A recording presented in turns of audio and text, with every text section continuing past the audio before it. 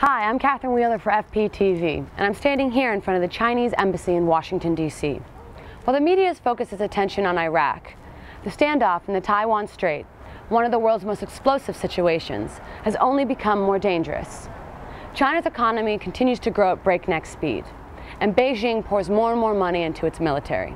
At the same time, Taiwan's president, Chen Shui-bian, continues to flirt with the idea of independence, a move that could provoke a military attack from China.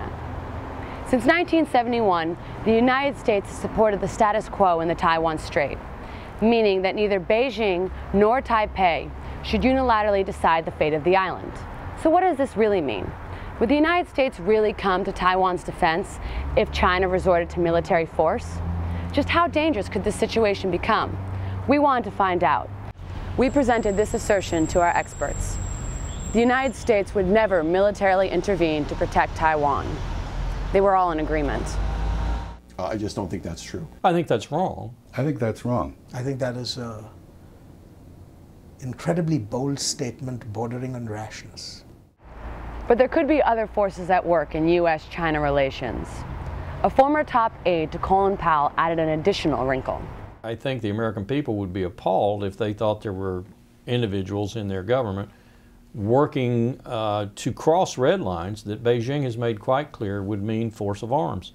And yet we had people in the Pentagon, people like Douglas Feith, the Undersecretary for Policy, who were more or less pushing a reassertion of the alliance and support for Chen Shui-bian's more aggressive moves towards independence. So should Taiwan declare independence? One of our experts has some advice for Taipei on this question. If I were a Taiwanese policymaker, I would not do this unless I had clear assurances that the United States, most importantly, and other states in East Asia, especially Japan, would be full-heartedly in support of such an action. Without those two conditions, any such declaration is suicidal. What if Taipei doesn't take this advice, China attacks and the U.S. intervenes? What would war between two nuclear superpowers look like? It's something I don't even want to think about, because one doesn't think about going to war with nuclear-armed powers lightly.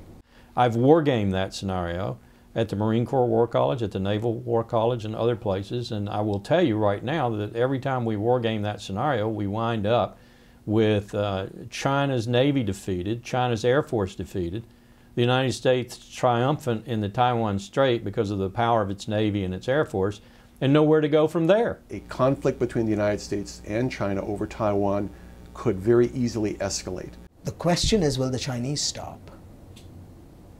It's not whether we will stop. When you have a dyadic conflict and the victor has essentially won at the operational level, of course it's in the victor's interest to stop. The question is it in the interest of the vanquished to stop?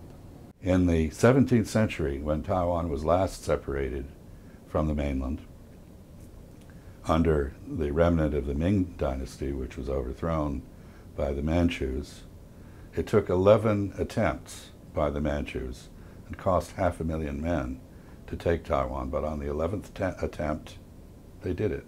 This is not about our territory, our borders, or even our way of life, since Taiwan's political and economic system are not threatened. It's about identity. Taiwan identity politics as distinct from Chinese nationalism. So what can the United States do? How can Washington prevent a war over Taiwan? The current policy is working. Strategic ambiguity may be confusing and it may be difficult to support because it seems like you're being Janus-faced, you're warm to Beijing, you're warm to Taipei.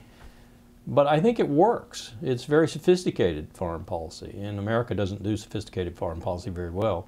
On July 19th, Chen Shui-bian sent Taiwan's 15th letter to the United Nations seeking membership. 4 days later, the letter was returned to sender unopened. So what will Taiwan do next?